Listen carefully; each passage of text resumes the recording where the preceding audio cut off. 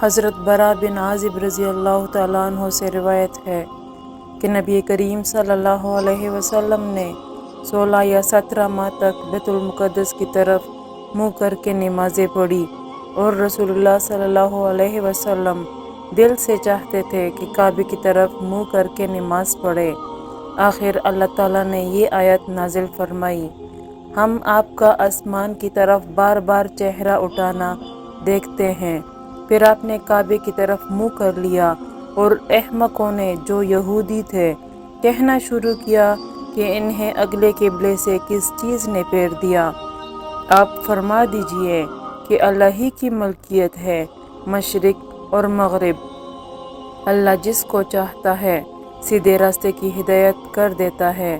جب قبلہ بدلا تو ایک شخص نے نبی کریم صلی اللہ علیہ وسلم کے ساتھ نماز پڑھی، پھر نماز کے بعد وہ چلا اور انصار کے ایک جماعت پر اس کا گزر ہوا جو عصر کی نماز بیت المقدس کی طرف منہ کر کے پڑھ رہے تھے۔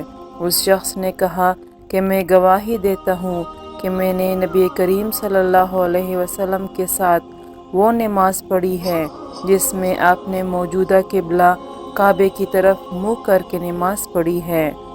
پھر وہ جماعت نماز کی حالت میں ہی مڑ گئی اور کعبے کی طرف منہ کر لیا۔